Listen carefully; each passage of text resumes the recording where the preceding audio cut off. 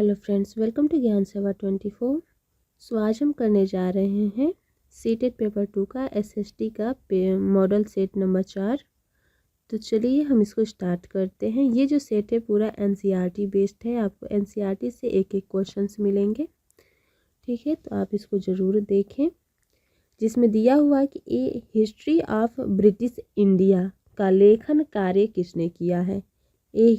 A history of British India का तो बताना है किसने किया है, किसके द्वारा किया गया है। इसका लेखन कार्य डेविड ह्यूम, जेम्स मिल, मैक्स मुलर या विलियम हॉजलिट किसके द्वारा किया गया है। जेम्स मिल के द्वारा किया गया।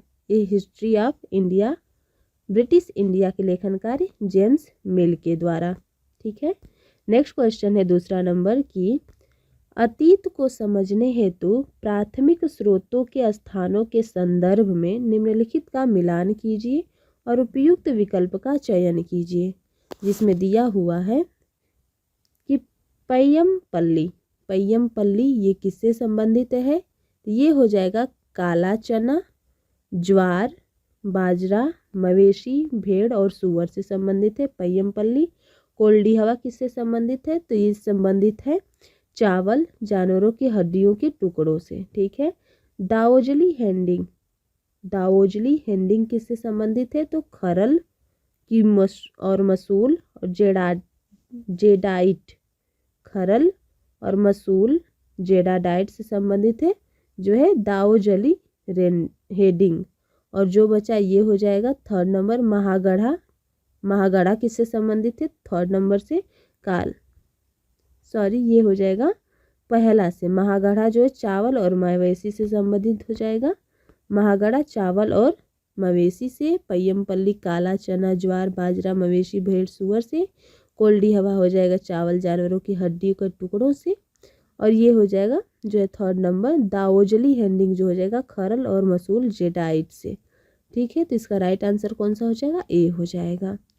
नेक्स्ट देखते हैं थर्ड नंबर क्वेश्चन दिया हुआ है कि राजा का काम सैनिकों के बिना नहीं चल सकता, ठीक है। सैनिक वेतन के बिना नहीं जी सकते। वेतन आता है किसानों से एकत्र किए गए राजस्व से, मगर किसान भी राजस्व तभी चुका सकेंगे जब वे खुशहाल और प्रसन्न हों। ऐसा तब हो सकता है जब राजा न्याय, ईमानदार प्रशासन को बढ़ावा दे। तो यह वाक्य निम्न में से किस मध्यकालीन इतिहास का है। देखिए बहुत अच्छा बात किया गया है कि राजा का काम सैनिक के बिना नहीं, सैनिक जो है वेतन के बिना नहीं। वेतन कहाँ से आएगा, तो किसानों के द्वारा एकत्र किए गए राजस्व से। और जब किसान राजस्व कब चुका पाएंगे, जब वे खुशहाल और प्रसन्न रहेंगे। और वो खुशहाल और प्रसन्न कब रहेंगे, जो राजा है वो न्याय और ईमानदार हो, प्रशासन को बढ़ावा देता है। तो ये किस इतिहासकार के द्वारा कहा गया है। तो ये कहा गया है फक ए मुदबिर के द्वारा, ठीक है। फक ए मुदबिर के द्वारा कहा गया है ये। तो राइट आंसर थर्ड हो जाएगा। नेक्स्ट क्वेश्चन है कि मुगल वास्तुकला के संदर्भ में बांग्ला गुंबद का उपयोग दर्शाया गया है। बांग्ला गुंबद का जो है उपयोग किससे दर्शाया गया है। तो याद रखिएगा मुगल वास्तुकला पर क्षेत्रीय शैली के प्रभाव को दिखाया गया है बांग्ला गुंबद में। मुगल वास्तुकला पर क्षेत्रीय शैली का जो प्रभाव दिखाया गया है ये बांग्ला गुंबद में, ठीक है। नेक्स्ट क्वेश्चन देखते हैं 5 नंबर है कि 1651 में पहला अंग्रेजी कारखाना खोला गया था। कहाँ पे खोला गया था, तो हुगली नदी के तट पे। पहला 1651 में पहला अंग्रेजी कारखाना हुगली नदी के तट पे खोला गया था, याद रखिएगा। नेक्स्ट क्वेश्चन है 6 नंबर कि स्थानीय विद्यालयों में शिक्षा की प्रगति पर विलियम एडम की रिपोर्ट के बारे में निम्नलिखित कथनों पर विचार कीजिए और सही विकल्प चुनिए।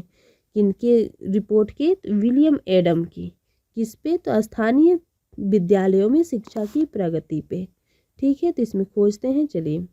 दिया है पहला कि बंगाल और बिहार में 1 लाख से अधिक पाठशालाएं थी। क्या यह सही बात है, तो बिल्कुल सही है कि उसमें 1 लाख से अधिक पाठशालाएं थी। दूसरा है कि पाठशालाएं धनी लोग या स्थानीय समुदाय द्वारा स्थापित की गई थी, ठीक है, ये भी पॉइंट सही है। थर्ड है कि यहाँ छात्रों को अपनी शिक्षा के लिए केवल मामूली शुल्क देना पड़ता था, बिल्कुल नहीं। जब स्थानीय समुदाय और बड़े धनी लोगों का था तो यानी प्राइवेट, वो कम शुल्क पे नहीं होगा। फोर्थ है कि यह लचीली शिक्षा प्रणाली स्थानीय आवश्यकताओं के अनुकूल थी।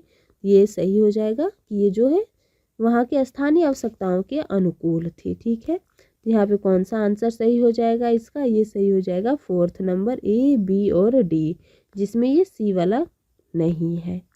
ठीक है, नेक्स्ट देखते हैं 7वां नंबर कि औपनिवेशिक अधिकारियों के द्वारा बाद के समय में कुछ झूम किसानों को आरक्षित वनों में भूमि के छोटे छोटे टुकड़ों पर खेती करने की अनुमति क्यों दे दी गई थी, बताना है। जो झूम किसान थे उनको जो आरक्षित वन थे, आरक्षण में लिया गया था वनों की भूमि को, उसमें छोटे छोटे टुकड़ों पर खेती करने के लिए क्यों अनुमति दिया गया? क्यों दिया गया था? चलिए देखते हैं। दिया हुआ है कि कुछ दुखी आदिवासियों की मदद करने के लिए जो उनके प्रति वफादार थे। ऐसा कुछ नहीं था। वन विभाग को सस्ते श्रम की नियमित आपूर्ति सुनिश्चित करने के लिए, ये पॉइंट हो जाएगा। भारतीय वनों का कुशल प्रबंधन और आग से बचाव, बिल्कुल नहीं। असंतुष्ट आदिवासी समूहों को विद्रोह का दबाने और उनको शांत करने के लिए, ये भी नहीं। तो यहाँ पे राइट आंसर सिर्फ ये हो जाएगा कि सस्ते श्रम का नियमित आपूर्ति सुनिश्चित करने के लिए, क्योंकि छोटा छोटा खेत दिया गया था, उस पर वो सब नियमित कार्य करते, तो वहाँ से एक जो है कुछ जो है वहाँ से आपूर्ति होती श्रम का, इसलिए किया गया था, ना कि वहाँ के जो है विद्रोह को दबाने के लिए या आग से बचाव के लिए। ठीक है, देखते हैं 8वां नंबर दिया हुआ है कि निम्नलिखित कथनों में ए और आर को पढ़िए और उपयुक्त विकल्प का चयन कीजिए। जिसमें दिया है झूम खेती घुमंतु खेती है, सही बात है, इसको याद रखिएगा। झूम खेती जो है ये एनसीईआरटी के बुक में पढ़ेंगे 8वीं क्लास के, तो उसमें ये पॉइंट पूरा लिखा हुआ है कि ये घुमंतु लोग करते थे। फिर है कि इसका कारण क्या है कि इस तरह की खेती अधिकांशतः जंगलों के बड़े बड़े भूखंडों पर की जाती है। ठीक है, तो ये जो है ना बड़े बड़े भूखंड पे किया जाता था। और इसकी एक और विशेषता क्या था कि जहाँ पे एक बार झूम खेती हो जाती थी, उसके बाद 3 से 4 सालों के लिए या कुछ सालों के लिए उस ज़मीन को परती छोड़ देते थे लोग, और क्या करते थे, दूसरी ज़मीन पे जा कर के खेती करते थे, इसलिए उनको घुमंतु भी कहा गया। और यहाँ बड़े बड़े भूखंडों पे की जाती थी। तो राइट आंसर क्या हो जाए? 1 नंबर, ए और आर दोनों सही है, और आर जो है का व्याख्या करता है। ठीक है, देखते हैं 9वां नंबर क्वेश्चन दिया है कि भारत में सती प्रथा के संदर्भ में कौन सा कथन सही है। ठीक है, तो बताना है कौन सा कथन सही है। चलिए देखते हैं किसके लिए, किसके संदर्भ में, तो सती प्रथा के संदर्भ में। ठीक है, देखते हैं। दिया कि राजा राम मोहन रॉय ने अपने लेखन के द्वारा यह सिद्ध करने का प्रयास किया कि प्राचीन ग्रंथों में विधवाओं को जलाने की कहीं अनुमति नहीं दी गई। ये बिल्कुल सही है। राजा राम मोहन राय क्या करते थे कि पुराने ग्रंथों का हवाला देते थे और बोलते थे कि देखिए कि हमारे पहले के जो ग्रंथ है उसमें भी जलाने की अनुमति नहीं दी गई है। तो ऐसे वो विरोध करते थे। दूसरा है कि 19वीं सदी के प्रारंभ तक बहुत सारे अंग्रेज अफसर भी सती प्रथा की आलोचना करने लगे थे। ये भी पॉइंट बिल्कुल सही है, वो खुद विरोध करते थे जो अंग्रेजी अफसर थे। और सी दिया है कि 1829 में सती प्रथा पर पाबंदी लगा दिया गया। ये भी एकदम करेक्ट आंसर है। 1829 में ये पाबंदी लगाया गया था और 1835 में सती प्रथा पर पाबंदी चूँकि दोनों में से कोई एक ही सही होगा, तो 1829 जब सही है तो डी तो ऐसे भी गलत हो जाएगा। तो यहाँ पे सही क्या होगा? ए, बी और सी तीनों सही हो जाएगा। देखते हैं 10 नंबर क्वेश्चन दिया है कि किसने तर्क प्रस्तुत किया कि सभी धार्मिक अधिकारी सामाजिक विभाजनों और असमानता को ईश्वर प्रदत्त मानते हैं और यहाँ की जो सामाजिक समानता पाने के लिए अछूतों को स्वयं को सभी धर्मों से मुक्त करना होगा। ठीक है, तो ये जो है ना, जो किसने प्रस्तुत किया है, जो धार्मिक अधिकारी हैं, सामाजिक विभिन्नता असमानता को ईश्वर का दिया हुआ मानते हैं और सामाजिक समानता पाने के लिए अछूतों को स्वयं सभी धर्मों से मुक्त करना होगा। तो ये पॉइंट जो है ये किसका कहा गया है, यही बताना है। ये जो है ना कि कहा गया ई वी स्वामी रामास्वामी नायकर का। ठीक है, E.V. रामास्वामी नायकर का ये कहा हुआ है, याद रखिएगा। 11 नंबर क्वेश्चन है कि रॉलेट एक्ट के संदर्भ में ABC पर विचार कीजिए और विकल्प चुनिए। ठीक है, तो इसमें बताना है, देखिएगा ABC तीनों पर विचार करना है इसका और विकल्प खोजना है रॉलेट एक्ट के संबंध में। तो रॉलेट एक्ट ने मूल अधिकारों पर प्रतिबंध लगाया और पुलिस के अधिकारों को मजबूत किया। ठीक है, तो पहले जानिएगा रॉलेट एक्ट में किया क्या था कि ये जो भी कोई सरकार के खिलाफ बोलता था उसको ये बिना किसी भी रीज़न के, बिना कुछ बताए उसको उठा लेते थे लोग सीधा। तो ये मूल अधिकार पर प्रतिबंध हो ही गया, तो राइट आंसर हो जाएगा ए। फिर है कि मोहम्मद अली जिन्ना एक एक्ट का समर्थन किया जबकि महात्मा गांधी ने और अन्य इस एक्ट में संशोधन चाहते थे। बिल्कुल गलत है, सब ने इसका जो है विरोध किया था।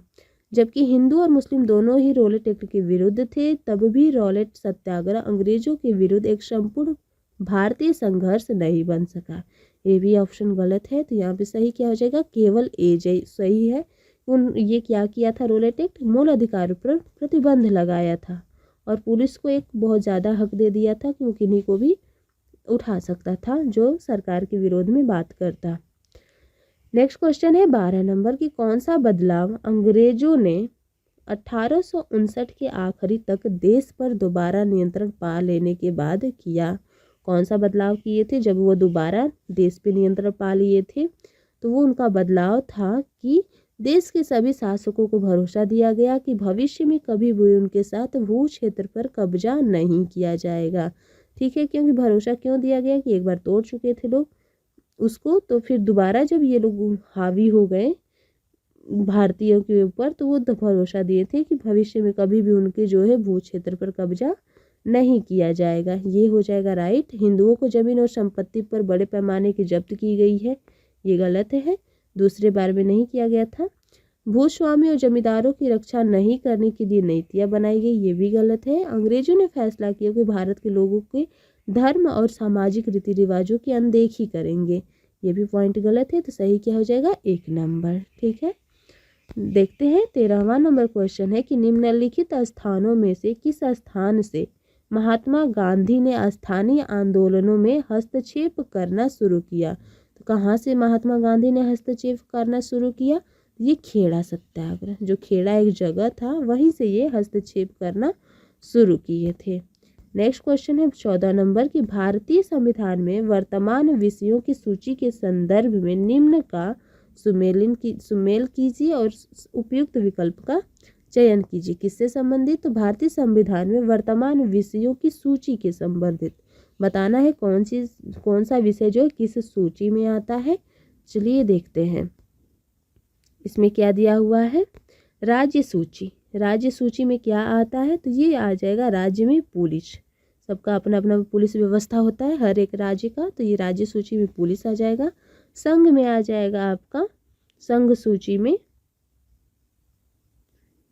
ये आ जाएगा रक्षा, संघ सूची में रक्षा आ जाएगा। समवर्ती में आता है शिक्षा। ठीक है, दोनों में, समवर्ती मतलब राज्य संघ दोनों में शिक्षा आ जाएगा, संघ में आ जाएगा रक्षा और राज्य में आ जाएगा पुलिस। तो राइट आंसर हो जाएगा 4th नंबर। ठीक है, अब देखते हैं हम लोग 15 नंबर क्वेश्चन। दिया हुआ है कि कर्क रेखा और उत्तरी ध्रुव वृत्त के बीच वाले क्षेत्र को निम्न में से किस नाम से जाना जाता है।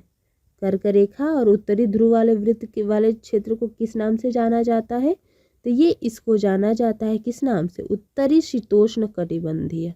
कर्क रेखा और उत्तरी ध्रुव मतलब नॉर्थ में, तो नॉर्थ में जो है कर्क रेखा और नॉर्थ में जो उत्तरी ध्रुव वृत्त है उसको किस नाम से, उत्तरी शीतोष्ण कटिबंधी, याद रखिएगा। नेक्स्ट देखते हैं 16 नंबर क्वेश्चन कि माध्यमिक विद्यालय में एक शिक्षिका, ठीक है, अपने विद्यार्थियों को ग्लोब पर किसी स्थान की अवस्थिति को पहचानने की प्रक्रिया में संलग्न करवाना चाहती है, और तो ये निम्न में से किस जानकारी की उसे आवश्यकता होगी।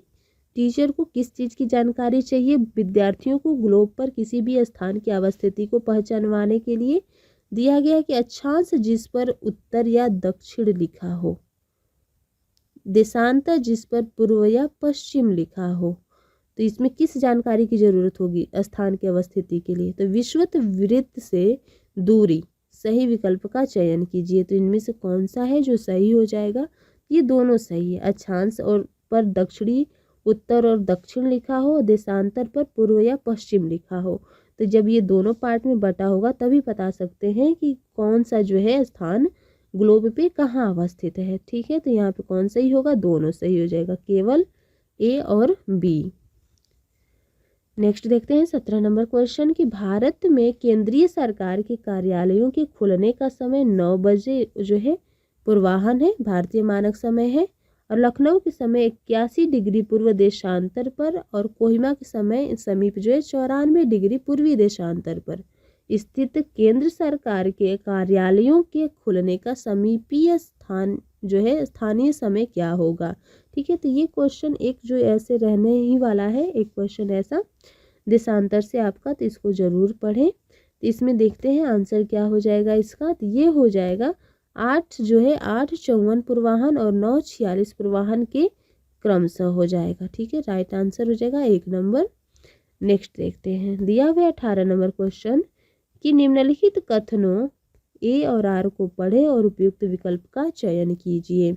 जिसमें दिया हुआ है कि दक्षिणी ध्रुववृत्त और दक्षिणी ध्रुव के बीच क्षेत्र में बहुत ठंड होती है, बिल्कुल सही, क्योंकि ये दक्षिण यानी नीचे का जो विषुवत रेखा से नीचे का बात कर रहा है, दक्षिणी ध्रुव और दक्षिणी ध्रुव के बीच, तो ये ठंड होती है। सूर्य की किरणें हमेशा तिरछी होती है और कम उष्मा देती हैं, यही तो रीजन बनता है ठंड होने का। तो ये दोनों पॉइंट जो है सही हो जाएगा, ये 1 नंबर। ठीक है, नेक्स्ट देखते हैं 19 नंबर क्वेश्चन कि निम्न कारणों में से किस कारण चाप झील बनती है। किस कारण से चाप झील का निर्माण होता है, तो ये होता है अपरदन के कारण से, निक्षेपण के कारण से और विसर्पण के कारण से, तीनों हो जाएगा। तो राइट आंसर 4th हो जाएगा, तीनों रीजन से चाप झील का निर्माण होता है। दिया है 20 नंबर क्वेश्चन कि निम्न में से कौन सा परपटी से क्रोड तथा मुख्य खनिजों की उपलब्धता का सही क्रम है, बताना है। तो ये जो क्रोड और मुख्य खनिज का उपलब्धता का सही क्रम क्या हो जाएगा, तो पहले आ जाएगा सीमा, नीफे, फिर सियाल। सॉरी, ये हो जाएगा, ये गलत हो गया, सियाल, सीमा, नीफे होता है, ये क्रमबद्ध होता है। सियाल, सीमा, नीफे, परपटी से क्रोड तक, फिर मुख्य खनिज, सियाल, सीमा, नीफे हो जाएगा। नेक्स्ट देखते हैं किस नंबर दिया है कि कथन ए और आर पर विचार कीजिए और सही विकल्प का चयन कीजिए। जिसमें दिया हुआ है कि आग्नेय और अवसादी सेल कायांतरित सेलों में परिवर्तित हो सकते हैं, बिल्कुल सही है, आग्नेय भी और अवसादी भी दोनों कायांतरित सेल में परिवर्तित हो जाता है। और कायांतरित सेल उच्च ताप और दाब के कारण बनते हैं, तभी तो ये जो है दोनों कायांतरित सेल में परिवर्तित होता है जब उच्च दाब या ताप होता है, तो दोनों राइट आंसर हो जाएगा, ए नंबर इसका हो जाएगा। ए और आर दोनों सही है और व्याख्या भी करता है। देखते हैं 22 नंबर क्वेश्चन दिया है, तैराक मृत सागर में प्लव सकते हैं, मतलब तैर सकता है जो है मृत सागर में, डेड सी में, तो इसका रीजन क्या है, किस वजह से वो तैरता है, डूबता नहीं है, तो वही बताना है। इसमें क्या होता है, नमक की अधिकता के कारण जल की सघन उच्चता जो है बनी रहती है, जिस वजह से जो है तैराक जो है मृत सागर में तैर लेता है। ठीक है, अब नेक्स्ट देखते हैं 23 नंबर क्वेश्चन है कि महासागरीय जल के ऊपर लगातार उठने और गिरने की घटना को क्या कहा जाता है। लगातार ऊपर उठने और गिरने की घटना तो क्या हो जाएगा, उसको तो ज्वार भाटा कहा जाता है। ठीक है, राइट आंसर हो जाएगा 2 नंबर। अब देखते हैं 24 नंबर क्वेश्चन है कि निम्नलिखित में से कथन अमेजन बेसिन के बारे में सही है, बताना है इनमें से कौन है जो अमेजन बेसिन के बारे में सही है। यहाँ गर्म और नम जलवायु रहती है, यहाँ का मौसम दिन और रात दोनों ही समय लगभग समान रूप से गर्म और आर्द्र होता है। अमेजन बेसिन में प्रतिदिन वर्षा होती है, या फिर दिन का तापमान उच्च एवं रात के समान समय जो है तापमान कम हो जाता है। तीन में से क्या सही है, तीन में से जो दिया हुआ है चारों ऑप्शन सही हो जाएगा। क्या होता है, अमेजन बेसिन में गर्म और जल जो है नम जलवायु रहती है, मौसम जो होता है यहाँ का दिन और रात दोनों ही समय लगभग समान रूप से गर्म और आर्द्र होता है, और यहाँ पे प्रतिदिन वर्षा होती है, क्योंकि दिया है कि समान रूप से गर्म और आर्द्र होगा तो वर्षा होगा ही। फिर दिन का तापमान उच्च रहता है और रात के समय तापमान कम हो जाता है, ये भी सही है। चारों ऑप्शन यहाँ पे सही हो जाएंगे। ठीक है, नेक्स्ट देखते हैं 25 नंबर। कौन सा कारण प्राकृतिक संसाधनों के वितरण को प्रभावित नहीं करता? कौन सा संसाधन जो है प्रभावित नहीं करता है किसको? प्राकृतिक साधनों के विवरण को। तो देखते हैं कौन सा नहीं करेगा। तो ये जो है प्रभावित नहीं करता पूछा है। तो इसमें देखिएगा वनस्पति जो है ये प्रभावित नहीं करेगा प्राकृतिक संसाधन को। भूभाग करता है, जलवायु भी करता है, ऊंचाई भी करता है, लेकिन वनस्पतियां नहीं करेगा। ठीक है, नेक्स्ट देखते हैं 26 नंबर क्वेश्चन की निम्न युग्मों पर विचार कीजिए और सही युग्म का जो है सुमेलन करना है। किस एक तरफ दिया है साधनों के प्रकार, एक तरफ दिया है संसाधन, तो इसी को एक दूसरे से जो है मिलाना है। तो इसमें देखिएगा क्या हो जाएगा। प्राकृतिक संसाधन, प्राकृतिक संसाधन किससे रिलेटेड है? खनिज से। सड़क जो है मानव निर्मित संसाधन है, ठीक है, लेकिन कोयला जो है नवीकरणीय संसाधन ये नहीं है।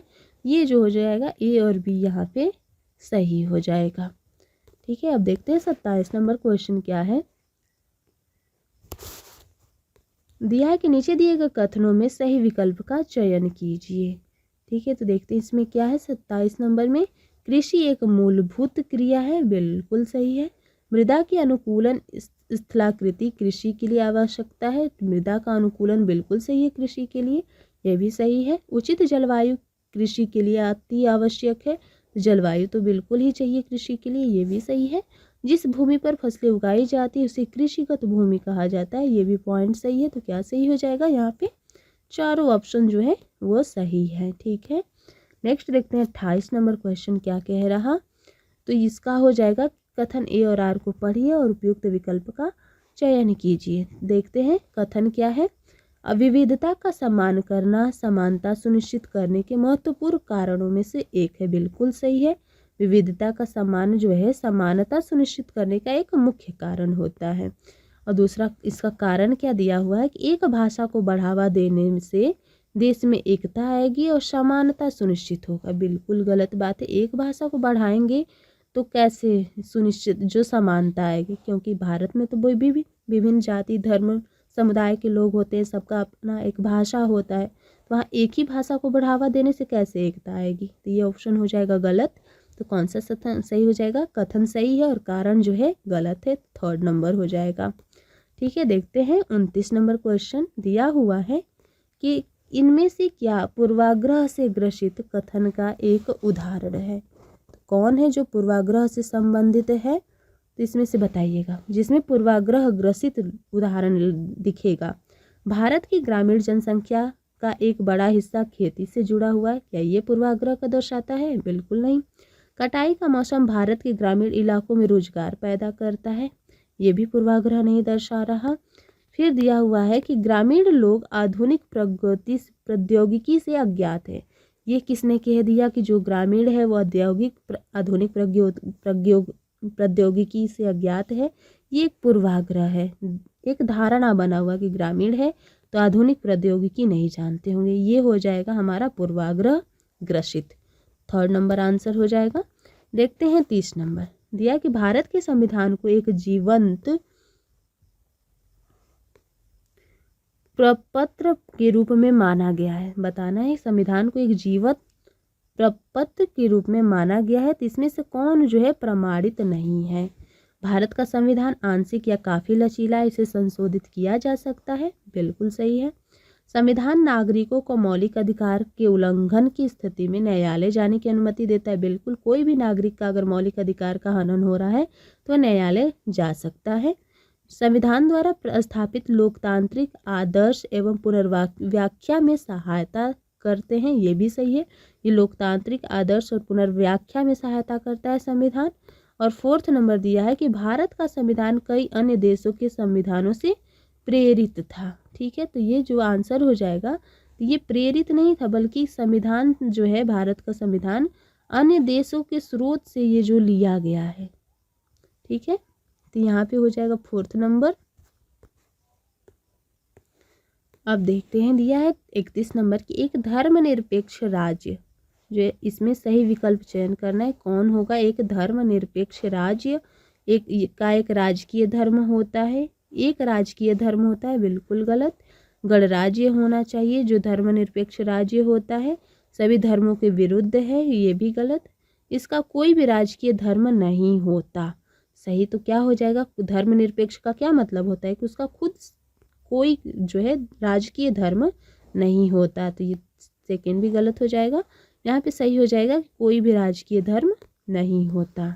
32 नंबर देखते हैं, दिया है कि अनियमित और अनियमित कर्मचारियों के संबंध में निम्नलिखित में से कौन सा कथन जो है वो सत्य है। नियमित और अनियमित दोनों कर्मचारियों के लिए कौन सा कथन सत्य है, तो देखते हैं। दिया है कि नियमित कर्मचारियों को वार्षिक छुट्टी के रूप में भी कुछ दिन मिलते हैं। बिल्कुल, जो अगर नियमित रहेगा तो वार्षिक छुट्टी में कुछ दिन ऐड होगा ही, ये बिल्कुल सही है। नियमित मजदूरों द्वारा छुट्टी लेने की स्थिति में वेतन की कटौती नहीं होती, बिल्कुल गलत है, क्योंकि मजदूर हैं, अगर वो छुट्टी लेंगे तो उनका जो वेतन है उनकी कटौती तो होनी ही है। तो ये जो ऑप्शन है वो गलत हो जाएगा। फिर है कि फैक्ट्री मालिक द्वारा फैक्ट्री बंद किए जाने के बावजूद भी अनियमित मजदूरों को नौकरी से नहीं निकाला जाता। अगर फैक्ट्री ही बंद हो जाएगा तो वहाँ पे जो नहीं आने वाले मजदूर होंगे उनको क्यों नहीं निकालेगा, ये भी ऑप्शन है वो गलत हो जाएगा। तो यहाँ पे ए जो है राइट आंसर हो जाएगा। ठीक है, देखते हैं 33 नंबर क्वेश्चन। दिया हुआ है कि निम्न कथन ए और आर की विचार कीजिए और उपयुक्त विकल्प चुनिए, जिसमें दिया हुआ है कि सहकारी संस्थाओं का निर्माण कर स्वरोजगार में लगे लोग अच्छी कमाई कर सकते हैं। ठीक है, पहला दिया है तो ये तो ऑप्शन सही हो जाएगा कि सरकारी संस्था का निर्माण कर करके जो स्वराज में लगे हुए लोग हैं अच्छे कमाई कर सकते हैं। कारण क्या है इसका, तो स्वराज में लगे लोग अपने उत्पाद का उचित मूल्य बाजार से नहीं पा सकते। जब ये पा नहीं सकते हैं तो अच्छी कमाई कैसे कर ले रहे हैं, ये ऑप्शन हो जाएगा गलत, इसका ए हो जाएगा सही और इसका व्याख्या जो है आर कर रहा है वो है गलत। ठीक है, देखते हैं अब 34 नंबर क्वेश्चन। दिया हुआ है कि अगर जनता किसी विशेष सरकारी कानून से असंतुष्ट है तो वह अपना असंतोष धरनों और रैलियों के आयोजन द्वारा व्यक्त कर सकती है। इन शांतिपूर्ण विरोधों के उद्देश्य है, बताना है कि कोई भी अगर जनता जो है किसी भी विशेष सरकारी कानून से असंतुष्ट है तो अपना असंतोष जो है धरना और रैली के माध्यम से कर सकती है। तो वो जो धरना और रैली करेगी वो शांतिपूर्ण करेगी और उस विरोध का क्या उद्देश्य रहता है, तो उसका विरोध का जो उद्देश्य होता है विधि निर्माण के विरुद्ध जनमत की लामबंदी, इनको वापस लेने के लिए सरकार पर दबाव बनाना, असंतोष को सरकार से व्यक्त करना, और सरकार को अस्थिर करने की योजना नहीं होता, ये अपनी बात सरकार तक पहुंचाना चाहते हैं, उन पे दबाव बनाना चाहते हैं और जो अपना जनमत होता है लोगों को एकजुट करना। तो राइट आंसर हो जाएगा 1 नंबर सही हो जाएगा। ठीक है, देखते हैं 35 नंबर क्वेश्चन। दिया हुआ है कि सरकार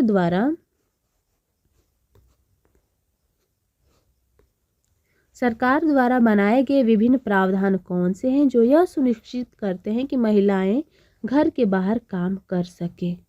क्या जो है प्रावधान, कौन सा विभिन्न प्रावधान है जो बताता है कि महिलाएं जो है घर के बाहर भी काम कर सकें, तो जिसमें दिया हुआ है कि सरकार ने यह अनिवार्य किया कि जिस संस्था में महिला कर्मचारियों की संख्या 30 से अधिक है उसे वैधानिक रूप से बालवाड़ी यानी क्रेश की सुविधा देनी चाहिए। क्या ये सही है? दूसरा है कि महिलाओं के लिए अधिक रोजगार के अवसर उत्पन्न करने के द्वारा ये महिला बाहर काम कर सकेंगी। कई गांवों में सरकार द्वारा विभिन्न आंगनवाड़ियों और बालवाड़ियों को खोलने के द्वारा। या फोर्थ कहा गया है कि यह मानने के द्वारा कि उनके घरेलू काम को महत्व दिया जा रहा है तथा सरकारी आंकड़ों में गणना की जा रही है।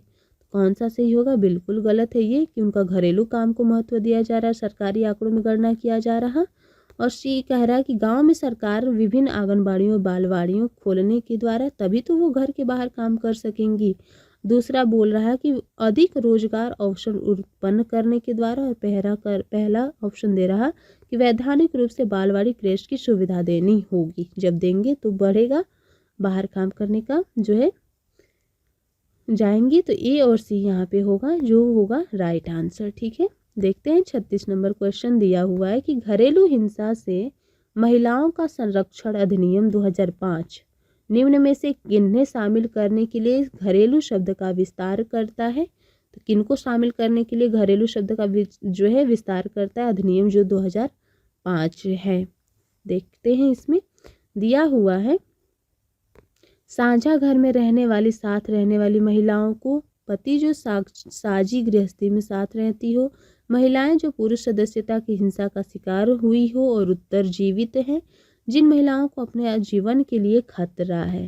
तो इनमें से चारों ऑप्शन में से किनको मिलेगा जो है घरेलू हिंसा में महिलाओं का संरक्षण अधिनियम 2005? ये होता है कि साझा घर में अब रहने वाली साथ रहने वाली महिला जो होती है उनके साथ जो घरेलू हिंसा होता है उनके लिए है। राइट आंसर हो जाएगा ए नंबर। देखते हैं 37 नंबर क्वेश्चन दिया हुआ है कि कौन सा प्रावधान है जो भारत के संविधान द्वारा समानता को स्थापित करता है? कौन सा प्रावधान है जो समानता को दिखाता है? तो जिन्होंने कोई अपराध किए हैं वे कानून की दृष्टि में समान हैं, बिल्कुल गलत। अस्पृश्यता का उन्मूलन, समानता का मतलब है कि वहाँ पे छुआछूत अस्पृश्यता का उन्मूलन करना, इसलिए सेकेंड ऑप्शन ठीक है। दूसरा दिया हुआ है तीसरा कि किसी भी व्यक्ति के साथ उनके धर्म, नस्ल, जाति के आधार पर कोई भेदभाव नहीं, ये भी सही हो जाएगा। और ग्राम पंचायत के लिए राज्यों को कदम उठाने होंगे, ये ऑप्शन जो है ये संबंधित नहीं है उससे, समानता से, ये दोनों हो जाएंगे राइट, बी और सी।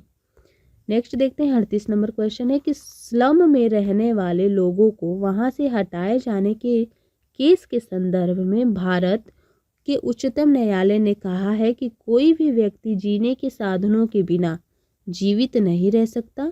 इस कथन के द्वारा न्यायालय किन दो अधिकारों को जोड़ रही है? जब जीने के साधन का बात किया गया है तो कौन से दो अधिकारों को जोड़ा जा रहा है? तो जीवन का अधिकार और जीविकोपार्जन का। जब व्यक्ति के जीने का अधिकार दिया गया तो जीने के लिए उनके साधन भी चाहिए, तो यानी जीविकोपार्जन का भी अधिकार देना है और जीवन का भी देना है, तो राइट आंसर दूसरा हो जाएगा। नेक्स्ट है 39 नंबर क्वेश्चन कि निम्नलिखित जोड़ों का सही मिलान कीजिए और उपयुक्त विकल्प का चयन कीजिए। ठीक है, तो इसमें दिया हुआ है, चलिए इनको हम लोग मिलान करते हैं। 39 नंबर का दिया है पहला कि सफाई कर्मचारी, ये किस नियम अधिनियम से संबंधित है? सफाई कर्मचारी, तो ये हो जाएंगे मैनुअल स्कैवेंजर्स निषेध अधिनियम। ठीक है, दूसरा दिया है अनुसूचित जनजाति, ये किससे है? वन अधिकार। अनुसूचित कहाँ मिलते हैं? जनजाति, ये वन अधिकार अधिनियम से जुड़े हुए हैं। मुस्लिम अल्पसंख्यक सच्चर समिति, ये पढ़िएगा, एनसीईआरटी में दिया गया सच्चर समिति रिपोर्ट से संबंधित है। मुस्लिम अल्पसंख्यक और जो अनुसूचित जाति है ये हो जाएंगे अत्याचार निवारण अधिनियम, तो राइट आंसर हो जाएगा 4th नंबर, यहाँ पे ये करेक्ट है। ठीक है, देखते हैं 40 नंबर क्वेश्चन दिया है कि निम्न में से क्या सामाजिक विज्ञान की संकल्पना हंसिए पर होना का विपरीत होगा? बताना है हंसिए पर होना जो है इसके विपरीत क्या होगा? घेटवाइजेशन होना, विस्थापित होना, मुख्य धारा होना या कलंकित होना? तो हंसिए पर होने का क्या हो जाएगा? यहाँ पे देखते हैं, यहाँ पे जो हो जाएगा ये मुख्य धारा का होना, मुख्य धारा का होना ये हो जाएगा किससे संबंधित? हंसिए पर होना का विपरीत। विपरीत में घेटवाइजेशन आ जाएगा, समाज से विस्थापित, कलंकित, लेकिन विपरीत पूछा है इसलिए मुख्य धारा का होना यहाँ पे हो जाएगा। नेक्स्ट है 41 नंबर क्वेश्चन की इतिहास में प्रयोग होने वाले लैटिन शब्द एनो डोमिनी का अर्थ है। एनो डोमिनी का अर्थ क्या है? तो ईसा मसीह का ईश्वर के जन्म का वर्ष, the birth years of the Lord हो जाएगा। ईश्वर के जन्म के जन्म को माना जाता है एनो डोमिनी। नेक्स्ट देखते हैं 42 नंबर क्वेश्चन है कि इतिहास पाठ्यचर्या से अपेक्षित है कि यह मुख्यतः चर्चा करे। तो इतिहास के पाठ्यचर्या से क्या अपेक्षा रखा जाता है? किस पे चर्चा करे वही बताना है। तो इसमें विवादों का, लोगों की शांतिपूर्ण जीवन की, सत्ता और प्रभुता की या खोज की, तो किससे संबंधित होता है इतिहास? तो इतिहास में आ जाएगा सब कुछ, विवाद भी होंगे, शांतिपूर्ण जीवन की भी, सत्ता का भी और खोज का भी। तो आंसर यहाँ पे हो जाएगा डी नंबर जो है सब कुछ। इसमें चारों ऑप्शन सही हैं। देखते हैं 43 नंबर दिया है कि विषय कौशल को उस क्रम में जिसमें उन्हें सामाजिक विज्ञान में शिक्षक द्वारा मानचित्र कौशल को पढ़ाए पढ़ाते हुए जोर देने की आवश्यकता है, व्यवस्थित कीजिए। इसमें जो चारों ऑप्शन दिए हैं उसको सही क्रम में करना है कि सामाजिक विज्ञान में शिक्षक द्वारा एक मानचित्र कौशल को बताते समय उसको सही ढंग में शुरू से क्या आएगा। ठीक है, चलिए इसको देखते हैं क्या होगा। जिसमें दिया हुआ है पहले क्या होना चाहिए, मानचित्र पे कोई भी चीज़ दर्शाना दिखाने में पहले तो बच्चों को दिशा का ज्ञान कराना चाहिए। उसके बाद मानचित्र का जो पैमाना होगा उसको समझाना पड़ेगा।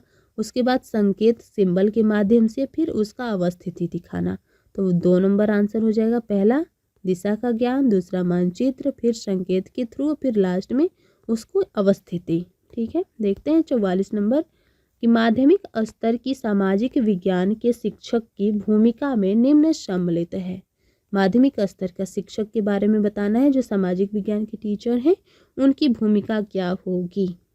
ठीक है, तो देखते हैं। विविध प्रकार की निर्देशात्मक योजनाओं का उपयोग करना, बिल्कुल यही टीचर का काम होता है। अन्य विषयों के साथ संपर्क बनाना, बिल्कुल। विद्यार्थियों को यह पढ़ाना कि क्या सही है और क्या गलत है। समझदार तरीके से स्वतंत्रता का पालन करने के लिए विद्यार्थियों को प्रेरित करना, ये जो है स्वतंत्रता का पालन करना समझदार तरीके से, ये करेक्ट नहीं होगा। यहाँ पे तीनों आंसर जो है वो सही है, तो यहाँ पे थर्ड हो जाएगा। नेक्स्ट देखते हैं 45 नंबर क्वेश्चन दिया है कि किन सामग्रियों का उपयोग मुख्य लौह एवं इस्पात उद्योग के वितरण का पता लगाने में किया जा सकता है। किन सामग्रियों का प्रयोग किया जाता है लौह और इस्पात के उद्योग का विवरण का पता लगाने के लिए, तो यहाँ पे हो जाएगा एटलस का, और दूसरा है कथ्य परक मानचित्र का। ठीक है, तो यहाँ पे कौन सा आंसर हो जाएगा, पहला हो जाएगा। इन दो माध्यम से लौह और इस्पात जो उद्योग का वितरण का पता लगाया जाता है। नेक्स्ट है 46 नंबर क्वेश्चन दिया हुआ है कि सामाजिक विज्ञान की एक कक्षा में एक स्थान से दूसरे स्थान पर जाने के वैकल्पिक रास्तों के बीच चुनाव करते हुए विद्यार्थियों को निम्नलिखित चरणों हेतु मार्गदर्शन देना है। चरण ए और चरण डी में क्रमिक कीजिए।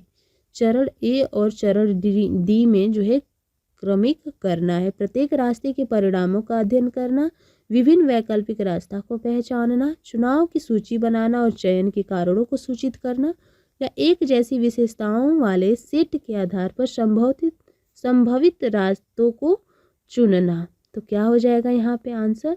चलिए इसको जो है हम इसको क्रमबद्ध करते हैं। दिया हुआ है पहले आ जाएगा बी नंबर। सबसे पहले तो वैकल्पिक रास्ता का पहचान करना, उसके बाद हो जाएगा ए नंबर की जो है रास्ते का परिणामों का अध्ययन करना कि कहाँ जाएगा, कैसे जाएगा। उसके बाद जो है विशेषता वाले सेट के आधार पर संभावित रास्तों की तुलना करना, किस पे अधिक विशेषताएं मिलेंगी, और लास्ट में जो है सूची बनाना। और ये सूची बनाने वाला काम हो जाएगा लास्ट में, तो राइट आंसर आ जाएगा 3 नंबर। ठीक है, अब देखते हैं 47 नंबर क्वेश्चन दिया है कि सरकार की अपने नागरिकों के प्रति उत्तरदायित्व, जिम्मेदारियां विषय पढ़ाते हुए एक सामाजिक विज्ञान की कक्षा में निम्न में से किस गतिविधियों पर स्थान पाएगी।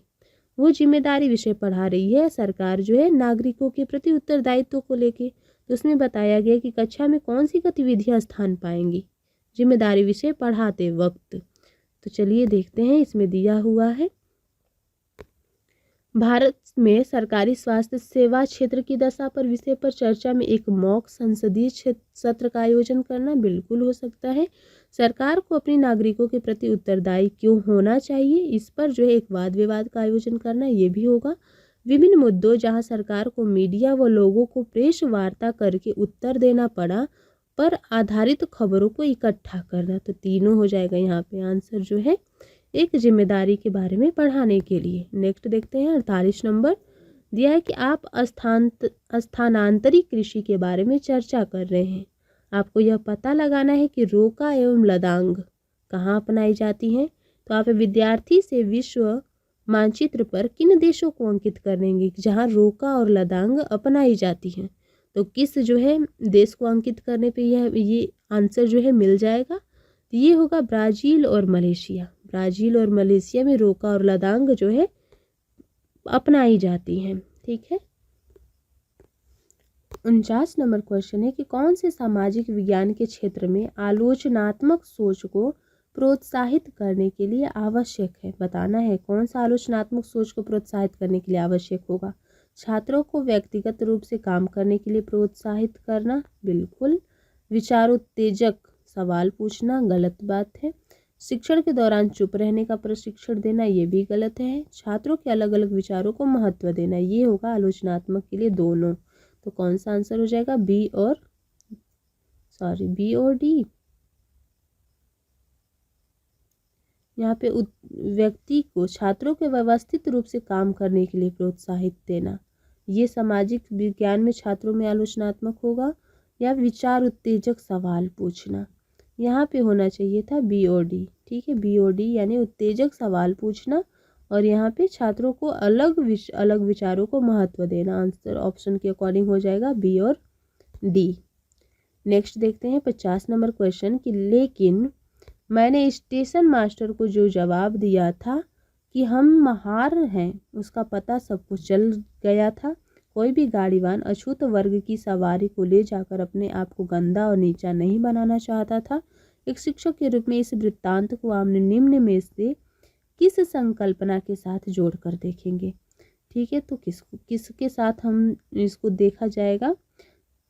टीचर की दृष्टि से। इसको देखते हैं। ये हो जाएगा, पहले तो रूढ़िबद्ध धारणा है, पूर्वाग्रह है, नस्ल भेद है या भेदभाव है। यहाँ पे एक पूर्वाग्रह है, क्योंकि पहले से चलता आ रहा है कि जो महार जाति का है वो अछूत वर्ग, ये पूर्वाग्रह से पता चलेगा। और दूसरा इसमें क्या किया गया है कि भेदभाव दिखाया गया है। तो यहाँ पे जो होगा बी और डी हो जाएगा आंसर। ठीक है, 51 नंबर क्वेश्चन है कि अगर आपको स्रोतों पर आधारित मध्ययुगीन भारत के समय के घुमंतुओं बाजारों को प्रस्तुत करना है तो आप उन्हें कैसे चित्रित करेंगे? किसको प्रस्तुत करना है?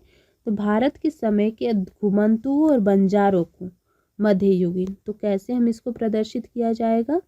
इसको चलिए देखते हैं। दिया हुआ है घुमंतु और बाजार जो दिया हुआ था, एक रंग बिरंगे एवं आनंद प्रिय समुदाय की तरह, एक उग्र एवं हिंसक समुदाय की तरह, एक महत्वपूर्ण व्यापार करने वाले समुदाय की तरह, या एक अलग थलग समुदाय की तरह जिसका कोई अतीत नहीं। तो ये जो है महत्वपूर्ण व्यापार करने वाले, तभी तो घुमंतु होंगे ना, व्यापार करने के समुदाय की तरह देखा जाता है।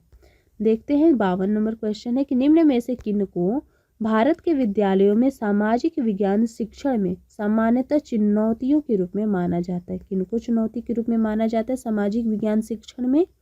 चलिए देखते हैं। यहाँ पर पर्याप्त भारतीय लेखक नहीं हैं जो कि गुणवत्ता वाली सामाजिक विज्ञान की पुस्तकें विषय वस्तु लिख सके, ये तो चुनौती नहीं है। जितनी विषय वस्तुओं को विद्यार्थी संभाल सकते हैं उसमें अधिक विषय वस्तु सामाजिक विज्ञान पाठ्यचर्या में सम्मिलित है। बिल्कुल सही बात है, जितना संभाल सकता है अगर उससे अधिक होगा तो ये तो चुनौतीपूर्ण हो गया। आंसर हो जाएगा यहाँ पे 2। और देखते हैं, सामान्य तौर पर विद्यालय की पुस्तकें और विशेष रूप से सामाजिक विज्ञान की पुस्तकें बोधगम्य नहीं है। जब बोधगम्य नहीं है तो ये भी चुनौतीपूर्ण हो जाएंगी। 4th दिया है कि जैसी वैज्ञानिक दृढ़ता प्राकृतिक एवं भौतिक विज्ञान में पाई जाती है वैसा सामाजिक शिक्षण में नहीं, ये भी तो आलोचना किया गया है, क्योंकि पाया तो हर जगह जाएगा। तो यहाँ पे आंसर हो जाएगा बी, सी और डी।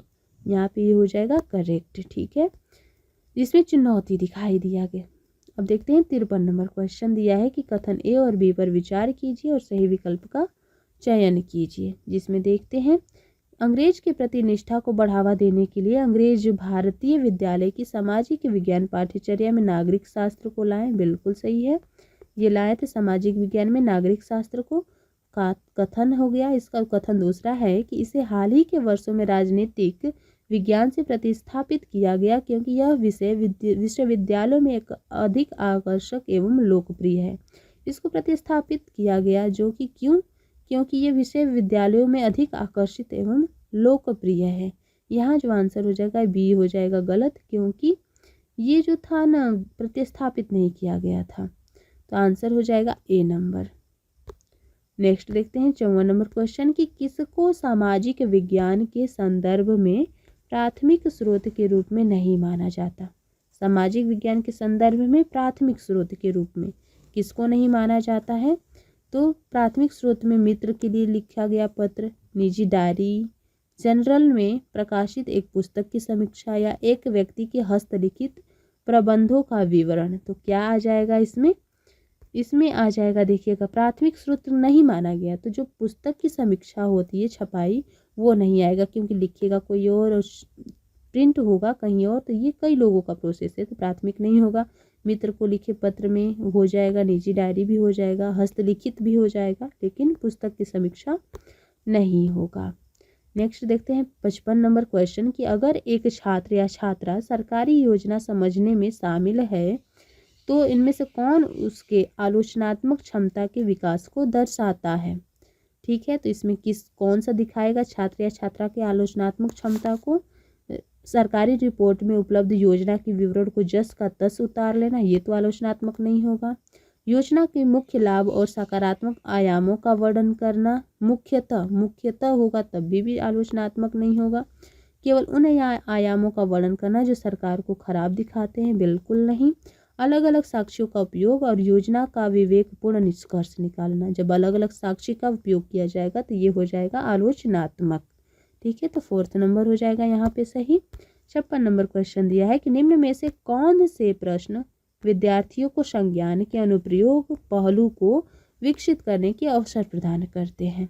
ठीक है, तो कौन सा अनुप्रयोग है जो पहलू को जो है संज्ञान के अनुप्रयोग और पहलू को अवसर प्रदान करेगा। मनसबदारों का कर्तव्य क्या था, दक्षिण भारत के मुख्य राजवंश कौन थे, सरकार द्वारा बफर स्टाफ क्यों बनाया जाता है, अपने क्षेत्र में उपलब्ध सर्वसाधारण वस्तुओं की सूची बनाइए। ये जो सूची बनाना है ये अनुप्रयोग को दर्शाएगा और अवसर प्रदान करेगा, तो केवल डी आंसर हो जाएगा यहाँ पे।